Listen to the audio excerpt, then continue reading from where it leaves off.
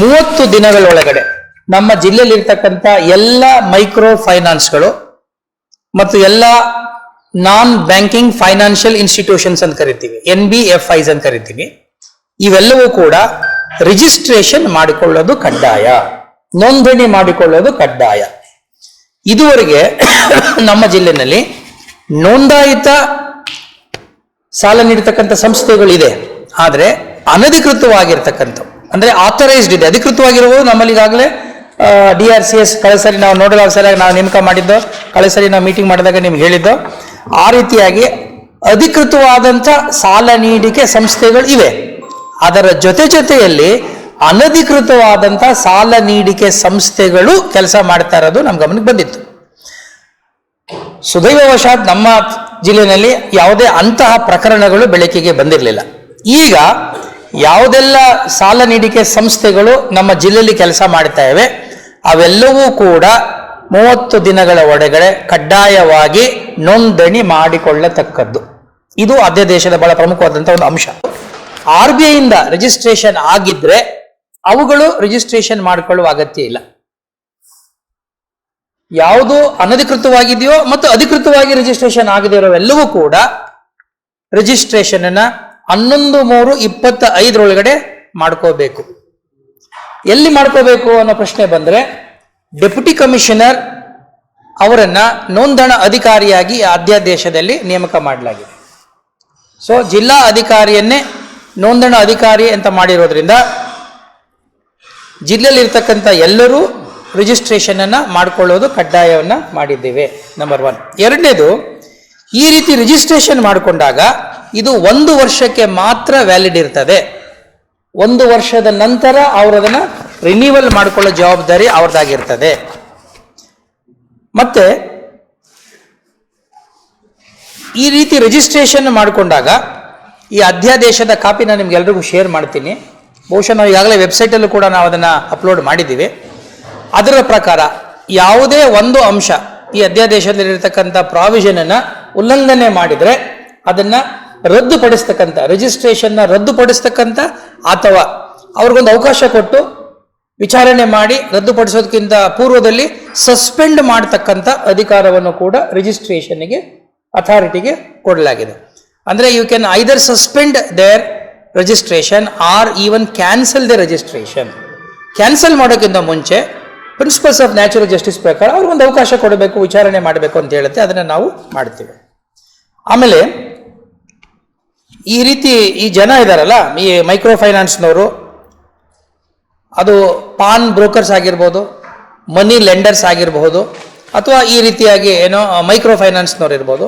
ನಾ ಹಿಂದೆ ಕೂಡ ಹೇಳಿದ್ದೀನಿ, ಮೈಕ್ರೋ ಫೈನಾನ್ಸ್ನವ್ರ ಜವಾಬ್ದಾರಿ ಅವರು ಡೆಪಾಸಿಟ್ಗಳನ್ನು ಪಡೆದುಕೊಳ್ಳುವುದಲ್ಲ. They are not supposed to take any deposits. Number 1. ಆಮೇಲೆ ಯಾವುದೇ ರೀತಿಯಾದಂಥ ಕೊಲ್ಯಾಟ್ರಲ್ ಸೆಕ್ಯೂರಿಟಿಯನ್ನು ಪಡ್ಕೊಳ್ಳೋಂಗಿಲ್ಲ. ಭದ್ರತೆಗಾಗಿ ನೀವು ಅದನ್ನು ಕೊಡಬೇಕು ಇದನ್ನು ಕೊಡಬೇಕು ಅಂತ ಅವರು ಮಾಡುವಾಗಿಲ್ಲ. ಈ ಎಸ್ಪೆಷಲಿ ಇದು ಬಂದ ತಕ್ಷಣ, ಯಾವುದು ನಮ್ಮ ಈ ಅಧ್ಯಾದೇಶ ಜಾರಿಗೆ ಬಂದಾಗಿನಿಂದ ಅವರು ರಿಜಿಸ್ಟ್ರೇಷನ್ ಮಾಡ್ಕೋಬೇಕಾದ್ರೆ ಕೆಲವು ದಾಖಲೆಗಳನ್ನು ಕೊಡಬೇಕು ಅಂತ ನಾವು ಹೇಳ್ತೇವೆ. ಆ ದಾಖಲೆಗಳನ್ನು ಕೊಡ್ತಾರೆ. ಆ ದಾಖಲೆಗಳು ಕೊಟ್ಟಾಗ ಅವರು ವೆರಿಫೈ ಮಾಡಿಕೊಂಡು ಆ ನಂತರ ನಾವು ರಿಜಿಸ್ಟ್ರೇಷನ್ ಮಾಡ್ತೇವೆ. ಆಮೇಲೆ ರಿಜಿಸ್ಟ್ರೇಷನ್ ಮಾಡಬೇಕಾದ್ರೂ ಕೂಡ ಇನ್ನೊಂದು ಬಹಳ ಮುಖ್ಯವಾಗಿ ಏನು ಹೇಳ್ತಾರೆ ಅಂದರೆ, ಒಂದು ಫ್ಯಾಕ್ಟ್ ಶೀಟ್ನ ಅವರಿಗೆ ನಾವು ಕೊಡ್ತೇವೆ. ಅದರೊಳಗೆ ಏನಿರಬೇಕು ಅಂದರೆ, ನೀವು ಸಾಲ ಕೊಡಬೇಕಾದ್ರೆ ರೇಟ್ ಆಫ್ ಇಂಟ್ರೆಸ್ಟ್ನ ಭಾಳ ಸ್ಪಷ್ಟವಾಗಿ ಮೆನ್ಷನ್ ಮಾಡಿರಬೇಕು.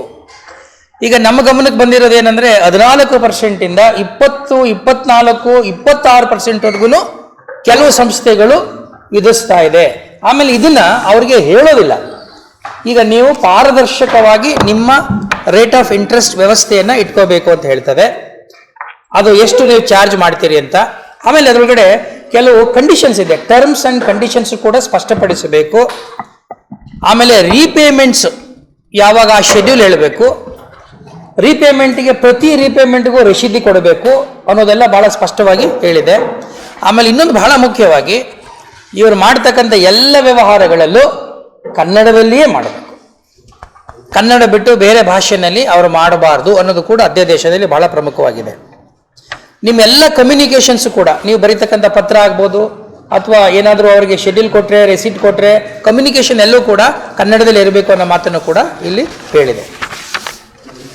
ಆಮೇಲೆ ಯಾವುದೇ ಒಂದು ಸಂಸ್ಥೆ ಆಗಿರಲಿ, ಆ ಸಂಸ್ಥೆ ತನ್ನ ಲೋಕಲ್ ಆಫೀಸನ್ನು ಜಿಲ್ಲಾ ಕೇಂದ್ರ ಸ್ಥಾನದಲ್ಲಿ ತೆರೀಲೇಬೇಕು. Registered office in a local area ಅನ್ನೋದು ಇರಲೇಬೇಕು. ಇದುವರೆಗೆ ನಮ್ಗೆ ಗೊತ್ತಾಗ್ತಾ ಇರಲಿಲ್ಲ.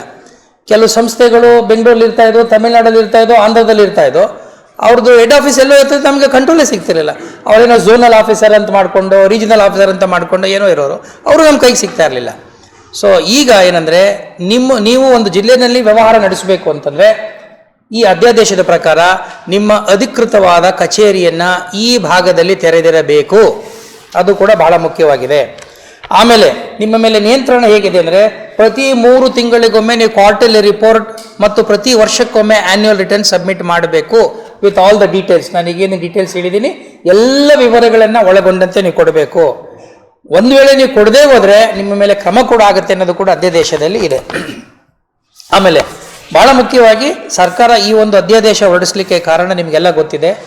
ಬಲವಂತವಾದ ಯಾವುದೇ ಕ್ರಮಗಳನ್ನು ನೀವು ತೆಗೆದುಕೊಳ್ಳುವ ಹಾಗಿಲ್ಲ. ಅದಕ್ಕೆ ಇದನ್ನು ಬಲವಂತದ ಪ್ರಯತ್ನಗಳನ್ನು ಪ್ರತಿಬಂಧಿಸ್ತಕ್ಕಂಥ ಒಂದು ಅಧ್ಯಾದೇಶ. ಏನೇನು ಅಂದರೆ ಬಲವಂತ ಅಂದರೆ ಅಬ್ಸ್ಟ್ರಕ್ಟ್ ಮಾಡೋ, ತೊಂದರೆ ಕೊಡೋದು, ಅವ್ರ ಜೊತೆ ಅನುಚಿತವಾಗಿ ವರ್ತನೆ ಮಾಡೋದು, ಬೆಳಿಗ್ಗೆ 9 ಗಂಟೆ ಮುಂಚಿತವಾಗಿ ಮತ್ತು ಸಂಜೆ 6 ಗಂಟೆ ಮೇಲೆ ಅನಗತ್ಯವಾಗಿ ಅವ್ರ ಮನೆಗಳ ಹತ್ರ ಹೋಗೋದು, ಫೋನ್ ಮೇಲೆ ಫೋನ್ ಮಾಡೋದು, ಹೆಣ್ಮಕ್ಳುಗಳಿಗೆ ಫೋನ್ ಮಾಡೋದು, ಮಕ್ಕಳು ವಯಸ್ಸಾದವರಿಗೆ ಕಿರಿಕಿರಿ ಉಂಟು ಮಾಡೋದು, ಆಮೇಲೆ ಮನೆ ಹತ್ರ ಹೋಗಿ ನೋಟಿಸ್ ಹಾಕೋದು, ಜಪ್ತಿ ಮಾಡೋದು, ಪದೇ ಪದೇ ಫೋನ್ ಮಾಡಿ ಅವರಿಗೆ ಮಾನಸಿಕವಾದ ಹಿಂಸೆ ಕೊಡೋ, ಈ ರೀತಿಯಾಗಿ ಯಾವುದೇ ರೀತಿಯಾದ ಬಲವಂತದ ಉಪಟಳಗಳನ್ನು ನೀವು ಕೊಡೋದಕ್ಕೆ ಅವಕಾಶ ಇಲ್ಲ.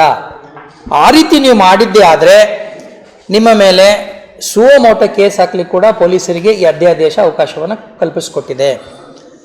ಒಂದು ವೇಳೆ ಏನಾದರೂ ಕಂಪ್ಲೇಂಟ್ ಬಂದರೆ ಆಟೋಮೆಟಿಕ್ ಆಗಿ ಅವರು ರಿಜಿಸ್ಟರ್ ಮಾಡಿಕೊಂಡು ಅವ್ರ ಮೇಲೆ ಕ್ರಮವನ್ನು ಜರುಗಿಸ್ತಾರೆ. ಇದು ಈ ಅಧ್ಯಾದೇಶದ ಬಹಳ ಮುಖ್ಯ. ಇನ್ನೊಂದೇನೆಂದರೆ, ಯಾವುದೇ ಒಂದು ಮೈಕ್ರೋ ಫೈನಾನ್ಸಿನ ಯಾವುದೇ ಸಂದರ್ಭದಲ್ಲಿ DC ಅವರು ಅಥವಾ DC ಅವರು ನೇಮಿಸಿರ್ತಕ್ಕಂಥ ಅಧಿಕಾರಿ ಅಲ್ಲಿಗೆ ಇನ್ಸ್ಪೆಕ್ಷನ್ಗೆ ಹೋಗ್ಬೋದು, ಅಲ್ಲಿರ್ತಕ್ಕಂಥ ರೆಕಾರ್ಡ್ಸ್ಗಳನ್ನು ಪರಿಶೀಲನೆ ಮಾಡ್ಬೋದು. ಇನ್ಸ್ಪೆಕ್ಟಿಂಗ್ ಅಥಾರಿಟಿ ಕೂಡ ರಿಜಿಸ್ಟ್ರೇಷನ್ ಅಥಾರಿಟಿ ಆಗಿರುತ್ತೆ. ಆ ಡಾಕ್ಯುಮೆಂಟ್ಸ್ಗಳು ಕೂಡ ವೆರಿಫೈ ಮಾಡಲಿಕ್ಕೆ ಅವಕಾಶ ಇದೆ. ಮತ್ತೆ ಸೀಸ್ ಮಾಡ್ಬೋದು, ರೆಕಾರ್ಡ್ ಮಾಡೋದು ಕೂಡ ಈ ಅಧಿಕಾರವನ್ನು ಕೊಟ್ಟಿದ್ದಾರೆ. ಕೆಲವು ಸಂದರ್ಭಗಳಲ್ಲಿ ಅವರ ಕಚೇರಿಗೆ ಕರೆಸ್ಕೊಂಡು ಸಮ್ಮನ್ ಮಾಡುವ ಅಧಿಕಾರ, ಕರೆಸಿ ನಮಗೆ ಇಂಥ ಕಂಪ್ಲೇಂಟ್ ಬಂದಿದೆ, ನಿಮ್ಮ ಉತ್ತರ ಏನು, ನಿಮ್ಮ ದಾಖಲೆಗಳೇನು, ನಿಮ್ಮ ಸ್ಪಷ್ಟತೆ ಏನು ಅಂತ ಕೂಡ ನಾವು ಕೇಳ್ಬೋದು. ಒಂದು ವೇಳೆ ಈ ಒಂದು ಅಧ್ಯಾದೇಶದ ಯಾವುದೇ ಒಂದು ಸೆಕ್ಷನ್ನ ಉಲ್ಲಂಘನೆ ಮಾಡಿದರೆ ಇಲ್ಲಿ ಪನಿಷ್ಮೆಂಟ್ ಕೂಡ ಬಹಳ ಕಠಿಣವಾಗಿದೆ. 10 ವರ್ಷಗಳವರೆಗೆ ಜೈಲು ವಾಸವನ್ನು ಅನುಭವಿಸಬೇಕಾಗತ್ತೆ. Up to 10 years. Judicial magistrate first class ಕೋರ್ಟ್ನಲ್ಲಿ 10 ವರ್ಷಗಳವರೆಗೆ ಜೈಲು ವಾಸ ಮತ್ತು ನಿಮಗೆ ಫೈನನ್ನು 5 ಲಕ್ಷದವರೆಗೆ ವಿಧಿಸಲಿಕ್ಕೆ ಅವಕಾಶವನ್ನು ಅಧ್ಯಾದೇಶದಲ್ಲಿ ಮಾಡಿಕೊಡಲಾಗಿದೆ. ಸೊ ಈ ಅಧ್ಯಾದೇಶದ ಮೂಲಕ ಈ ರೀತಿ ಅನಧಿಕೃತವಾಗಿ ಕೆಲಸ ಮಾಡ್ತಿರ್ತಕ್ಕಂಥ, ಸಾರ್ವಜನಿಕರಿಗೆ ತೊಂದರೆ ಕೊಡ್ತಕ್ಕಂಥ ಈ ಮೈಕ್ರೋ ಫೈನಾನ್ಸ್ಗಳಿಗೆ ಮೂಗುದಾರ ಹಾಕುವ ಕೆಲಸ, ನಿಯಂತ್ರಣ ಮಾಡೋ ಕೆಲಸ ಸರ್ಕಾರ ಬಹಳ ಅಚ್ಚುಕಟ್ಟಾಗಿ ಮಾಡಿದೆ. ಮತ್ತೆ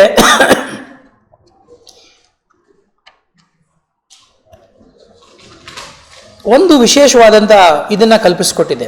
ಯಾವುದು ಅಂತಂದರೆ, ಈ ಬಾರೋರು ಯಾರು ಸಾಲ ತಗೊಂಡಿದ್ದಾರೆ ಅವರು ಈ ಅಧ್ಯಾದೇಶ ಪ್ರಾರಂಭ ಆಗುವ ಹಿಂದೆ ಪೂರ್ವದಲ್ಲಿ ಸಾಲ ತಗೊಂಡಿದ್ರೆ vulnerable section of the society ಅಂತ ಕರೀತಾರೆ. ಅಂದರೆ ದುರ್ಬಲ ವರ್ಗದ ಒಂದು ವರ್ಗ ಜನರಿಗೆ ಏನು ಮಾಡ್ತಾ ಇದ್ದಾರೆ ಅಂದರೆ, ಇದುವರೆಗೆ ನಾನು ಏನೇ ಸಾಲ ತಗೊಂಡಿದ್ರೆ ಅದು ಇಂಟ್ರೆಸ್ಟ್ ಸಮೇತ ಅದನ್ನು ಯಾವುದೇ ಕಾರಣಕ್ಕೂ ವಾಪಸ್ ಕೊಡಲಿಕ್ಕೆ ಅವಕಾಶ ಇಲ್ಲ. ಇದು ಒಂದು ವಿಶೇಷವಾದಂಥ 14A ತಾವು ಓದಿದ್ರೆ ನಿಮ್ಗೆ ಅರ್ಥ ಆಗುತ್ತೆ. ನಾನು ಓದ್ಬಿಡ್ತೀನಿ ಇಂಗ್ಲೀಷ್ನಲ್ಲಿ, ಕನ್ನಡದಲ್ಲಿ ಓದ್ಬಿಡ್ಲಾ? 14A ನಿಮ್ಗೆ ಇನ್ನೂ ಅರ್ಥ ಆಗ್ಬಿಡುತ್ತೆ. ಏನಲ್ಲಿ ಏನು ಹೇಳ್ತಾರೆ ಗೊತ್ತಾ? ಈ ಪ್ರಕರಣದ ಪ್ರಾರಂಭಕ್ಕೆ ಮೊದಲು ಮೈಕ್ರೋ ಫೈನಾನ್ಸ್ ಸಂಸ್ಥೆಗಳು ಅಥವಾ ಸಾಲ ನೀಡಿಕೆ ಏಜೆನ್ಸಿಗಳು ಅಥವಾ ಸಂಸ್ಥೆಗಳು ಅಥವಾ ಲೇವಾದೇವಿದಾರರು ನೋಂದಾಯಿತವಲ್ಲದಿದ್ದರೆ, ಅನ್ರಿಜಿಸ್ಟರ್ಡ್ ಆಗಿದ್ರೆ, ನೋಂದಾಯಿತವಲ್ಲದಿದ್ದರೆ ಮತ್ತು ಲೈಸೆನ್ಸು ರಹಿತರಾಗಿದ್ದರೆ, if they were unlicensed and unregistered, ಅವರು ಇನ್ನ ನಿಮ್ಮ ಲೋನ್ ತಗೊಂಡಿದ್ರೆ ಸಾಲಗಾರನು ಪಾವತಿಸಬೇಕಾದ ಯಾವುದಾದರೂ ಬಡ್ಡಿಯ ಮೊತ್ತವಿದ್ದಲ್ಲಿ ಅದನ್ನು ಒಳಗೊಂಡಂತೆ ಸಮಾಜದ ದುರ್ಬಲ ವರ್ಗದವರಿಗಾಗಿ ಮುಂಗಡ ನೀಡಿದ, ಅಡ್ವಾನ್ಸ್ ಮಾಡಿರ್ತಾರಲ್ಲ, ಪ್ರತಿಯೊಂದು ಸಾಲವನ್ನು ಸಂಪೂರ್ಣವಾಗಿ ತೀರಿಕೆಯಾಗಿದೆ ಎಂದು ಭಾವಿಸತಕ್ಕದ್ದು. ಇದು ನಿಮಗೆ ಅರ್ಥ ಆಗುತ್ತೆ. ಸರ್ಕಾರದ ಏನು ಬಡವರ ಪರವಾಗಿ ಮತ್ತು ಯಾರಿಗೆ ತೊಂದರೆ ಕೊಡ್ತಾ ಇದ್ದಾರೆ ಇವರನ್ನ ಯಾವ ರೀತಿ ನಿಯಂತ್ರಣ ಮಾಡಬೇಕು ಅನ್ನೋದು ಕೂಡ ನಿಮಗೆ ಗೊತ್ತಾಗುತ್ತೆ. ಆಮೇಲೆ ಅದನ್ನು ಕೂಡ, ಆ ದಾವೆ ಕೂಡ ನೀವು ಯಾವುದೇ ನ್ಯಾಯಾಲಯದಲ್ಲಿ ಪ್ರಶ್ನೆ ಮಾಡೋಂಗಿಲ್ಲ ಅಂತ ಕೂಡ ಬಹಳ ಸ್ಪಷ್ಟವಾಗಿ ಅಧ್ಯಾದೇಶದಲ್ಲಿ ಮೆನ್ಷನ್ ಮಾಡಿದ್ದಾರೆ. ಇದ್ರ ಜೊತೆಗೆ ಇನ್ನೊಂದೆರಡು ಪಾಯಿಂಟು ನಾವು ಹೇಳೋದೇನೆಂದ್ರೆ, ಶೂಟ್ ಹಾಕೋಂಗಿಲ್ಲ ಅಂತ ಆಯಿತು, ವಲ್ನರಬಲ್ ಸೆಕ್ಷನ್. ಈಗಾಗಲೇ ನಾನು ನಿಮ್ಗೆ ಹೇಳಿದಂಗೆ ನಮ್ಮ ಜಿಲ್ಲೆಯಲ್ಲಿ DRCS ಅವ್ರನ್ನ ನೋಡಲ್ ಅಧಿಕಾರಿಯಾಗಿ ನಾವು ಮಾಡಿದ್ದೇವೆ. ಮತ್ತು ಈಗಾಗಲೇ ಒಂದು ಹೆಲ್ಪ್ ಲೈನ್ ಕೂಡ ನಾವು ಓಪನ್ ಮಾಡಿದ್ದೇವೆ. ಹೆಲ್ಪ್ ಲೈನ್ ನಂಬರು ನೀವು ಹೇಳ್ಬೋದು. ಯಾರು ಸಾರ್ವಜನಿಕರು ಕೂಡ ಏನಾದ್ರು ಕಂಪ್ಲೇಂಟ್ಸ್ ಇದ್ದರೆ ನಮ್ಮ ಮೇಲೆ ನೋಡಿ, ಆರ್ಡಿನೆನ್ಸ್ ಬಂದಿದೆ, ಬಂದ್ಮೇಲೂ ಕೂಡ ತೊಂದರೆ ಕೊಡ್ತಿದ್ದಾರೆ, ಮನೆ ಬಾಗಿಲಿಗೆ ಬರ್ತಿದ್ದಾರೆ, ಫೋನ್ ಮೇಲೆ ಫೋನ್ ಮಾಡ್ತಿದ್ದಾರೆ ಅನ್ನುವಂಥ ಏನಾದ್ರು ಪ್ರಶ್ನೆಗಳಿದ್ರೆ ಅಥವಾ ದೂರುಗಳಿದ್ರೆ ಅವರು ನಮ್ಮ ಹೆಲ್ಪ್ ಲೈನು ನಂಬರ್ ನಿಮ್ಗೆ ಶೇರ್ ಮಾಡ್ತೀನಿ, ಆ ಹೆಲ್ಪ್ ಲೈನ್ಗೆ ಅವರು ಕೊಡಬಹುದು. ಮತ್ತು ನಾವು ಏನಾದರೂ ಈ ಥರ ಇನ್ಸ್ಪೆಕ್ಷನ್ ಮಾಡಬೇಕು ಅಂತಂದರೆ ಮುಂದಿನ ದಿನಗಳಲ್ಲಿ ಒಂದು ಕಮಿಟಿಯನ್ನು ಕೂಡ ನಾವು ಮಾಡಬೇಕು ಅಂತ ಅಂದ್ಕೊಂಡಿದ್ದೀವಿ. ಅಂದರೆ ಜಿಲ್ಲೆಯಲ್ಲಿ ಒಂದು ಇನ್ಸ್ಪೆಕ್ಷನ್ ಕಮಿಟಿ ಅಂತ ಇದ್ದರೆ ಆ ಕಮಿಟಿಗೆ ರೊಟೀನ್ ಆಗಿ ಒಂದು ಇನ್ಸ್ಪೆಕ್ಷನ್ ಮಾಡ್ತಕ್ಕಂಥದ್ದು. ಅವರು ನಮಗೆ 3 ತಿಂಗಳು ರಿಟರ್ನ್ಸ್ ಕೊಡೋದು, 1 ವರ್ಷ ಕಾಯಬೇಕಾದ ಅಗತ್ಯ ಇಲ್ಲ. ನಮ್ಮ ಜಿಲ್ಲಾ ಆಡಳಿತದಿಂದ ಒಂದು inspection committee under the presidentship of the assistant commissioner ಅಲ್ಲಿ ಚೇರ್ಮನ್ಶಿಪ್ ಅಲ್ಲಿ ಮಾಡಿ, ಅಲ್ಲಿ ನಮ್ಮ ಇಲಾಖೆ ಅಧಿಕಾರಿಗಳನ್ನು ಸೇರಿಸ್ಕೊಂಡು ರ್ಯಾಂಡಮ್ ಆಗಿ ಚೆಕ್ ಮಾಡ್ತಕ್ಕಂಥದ್ದು, ಪರಿಶೀಲನೆ ಮಾಡೋದು, ಯಾವ ರೀತಿ ಕೆಲಸ ಕಾರ್ಯಗಳು ಮಾಡ್ತಾರೆ ಅಂತ ನಾವು ವೆರಿಫೈ ಮಾಡ್ತಕ್ಕಂಥ ಕೆಲಸವನ್ನು ಕೂಡ ನಾವು ಮಾಡಬೇಕು ಅಂತ ತೀರ್ಮಾನ ಮಾಡಿದ್ದೇವೆ. ಇದ್ರ ಬಗ್ಗೆ ಖಚಿತವಾಗಿ ಅಥವಾ ಅನ್ಯಥಾ ನೀಡಲಾದ ಹಣದ ರೂಪದಲ್ಲಿನ ಹಣ, ಕ್ಯಾಶ್ ನಮಗೆ ಗೊತ್ತಿದೆ, ಅಥವಾ ಬೀಜ, ರೈತರುಗಳನ್ನ ದುರುಪಯೋಗ ಮಾಡಿಕೊಂಡು ನಿಮಗೆ ಕ್ರೆಡಿಟ್ ಅಂತ ಹೇಳಿ ಮುಂಚೆನೆ ಬೀಜ ಕೊಡ್ತೀವಿ, ಬೀಜದ ರೂಪದಲ್ಲಿ ಸಾಲ, ಗೊಬ್ಬರ ಇತ್ಯಾದಿಗಳಂತ ವಸ್ತು ರೂಪದಲ್ಲಿನ ಮುಂಗಡವು ಕೂಡ ಸಾಲವೇ. ಅಂದರೆ kind, anything that is advanced in kind, ವಸ್ತು ರೂಪದಲ್ಲಿ ಕೊಟ್ಟಿರೋದು ಕೂಡ ಸಾಲವೇ. ಹಾಗೂ ಕೈ ಸಾಲ ಕೂಡ, ಈಗ ಕೆಲವರು ಕೈ ಸಾಲ ಮಾಡಿದ್ದೀವಿ ಅಂತ ಹೇಳ್ತಾರೆ, ಕೈ ಸಾಲವೂ ಕೂಡ ಲೋನಲ್ಲಿ ಸೇರ್ಕೊಂಡ್ಬಿಡುತ್ತೆ. ಸೊ ಹಾಗಾಗಿ ಸ್ವಲ್ಪ ಎಚ್ಚರಿಕೆಯಿಂದ ಇರಬೇಕು. ಡೆಫಿನಿಷನ್ಸ್, ಪರಿಭಾಷೆಗಳು ಮಾತ್ರ ವ್ಯಾಖ್ಯಾನ ಬಹಳ ಸ್ಪಷ್ಟವಾಗಿ ಮಾಡಿದ್ದಾರೆ. ನಮ್ಮ ಜಿಲ್ಲೆಗೆ ಸಂಬಂಧಪಟ್ಟ ಒಂದು 2-3 ವಿಚಾರ ನಿಮ್ಗೆ ಹೇಳ್ಬಿಡ್ತೀನಿ. ನಮ್ಮ ಜಿಲ್ಲೆನಲ್ಲಿ ಒಟ್ಟು 17 ಸಂಸ್ಥೆಗಳು, ಮೈಕ್ರೋ ಫೈನಾನ್ಸ್ ಸಂಸ್ಥೆಗಳು, ಬೇರೆ ಬೇರೆ ಸಂಸ್ಥೆಗಳು ಕಾರ್ಯನಿರ್ವಹಿಸ್ತವೆ. ಅವು 98 ಶಾಖೆಗಳನ್ನು ಹೊಂದಿದೆ ನಮ್ಮ ಜಿಲ್ಲೆನಲ್ಲಿ. ಅದರಲ್ಲಿ ಸುಮಾರು 2,42,937 ಬಾರೋರ್ಸ್ ಇದ್ದಾರೆ, ಸಾಲ ಪಡ್ಕೊಂಡಿದ್ದಾರೆ. ಇವೆಲ್ಲೂ ಕೂಡ ಮೈಕ್ರೋ ಫೈನಾನ್ಸ್ ಮಾತ್ರ ನಾನು ಹೇಳ್ತಾ ಇರೋದು. ಟ್ರಾನ್ಸಾಕ್ಷನ್ಸ್ ನೀವು ಕೇಳಿದ್ರೆ ಆಶ್ಚರ್ಯ ಆಗುತ್ತೆ, 1,703 ಕೋಟಿ ಇದೆ ಮೈಕ್ರೋ ಫೈನಾನ್ಸ್ ಮಾತ್ರ. 1,703 ಕೋಟಿ ಟ್ರಾನ್ಸಾಕ್ಷನ್ಸ್ ಇದೆ. ಆಯ್ತಾ? ಕೋಲಾರ ಜಿಲ್ಲೆ ಅವರಲ್ಲಿ ಒಟ್ಟು 1,061 ಕೋಟಿ ವಸೂಲಿನ ಮಾಡ್ಕೊಂಡಿದ್ದಾರೆ, ರಿಕವರಿ ಆಗಿದೆ. NPA ಅಕೌಂಟ್ಸ್, NPA ಗೊತ್ತಲ್ಲ ನಿಮಗೆ, ಸಾಲ ಕಟ್ಟಲಿಕ್ಕೆ ಆಗದೆ ಇರುವಂಥವ್ರು, 28,294 ಅಕೌಂಟ್ಸ್ ಇದೆ. ಇದಲ್ಲದೆ ನಿಮಗೆ ಮನಿ ಲೆಂಡರ್ಸು, ಪಾನ್ ಬ್ರೋಕರ್ಸು ಮತ್ತು ಬೇರೆ ಫೈನಾನ್ಸ್ ಮಾಡ್ತಾರಲ್ಲ ಅವರು ಸುಮಾರು 2,674 ಕೋಟಿ ವ್ಯವಹಾರವನ್ನು ಈ ಜಿಲ್ಲೆಯಲ್ಲಿ ಮಾಡ್ತಾ ಇದ್ದಾರೆ. 2,674 ಕೋಟಿ ವ್ಯವಹಾರ ಅಂದರೆ ಇದು ನೋಡಿದಾಗ ನಿಮ್ಗೆ ಅರ್ಥ ಆಗುತ್ತೆ ಇದರ ಪ್ರಮಾಣ ಎಷ್ಟಿದೆ, ಗಾತ್ರ ಎಷ್ಟಿದೆ ಅನ್ನೋದು. ಇದು ನಮ್ಮ ಜಿಲ್ಲೆಗೆ ಸಂಬಂಧಪಟ್ಟ ಮಾಹಿತಿಯನ್ನು ನಮ್ಮ ಜಿಲ್ಲೆಗೆ ತಾವು ಹೆಚ್ಚು ಪ್ರಚಾರ ಕೊಡಬೇಕು ಅನ್ನೋ ಕಾರಣಕ್ಕಾಗಿ ನಾನು ಹೇಳ್ತಾ ಇದ್ದೀನಿ. ವರ್ಗ ಎಂದರೆ ಹೇಳ ಅದೇ ದೇಶ ನಿಮಗೆ ವೆಬ್ಸೈಟಲ್ಲಿ ಹಾಕಿದ್ದೀವಿ, ಹೇಳ್ಬಿಡ್ತೀನಿ.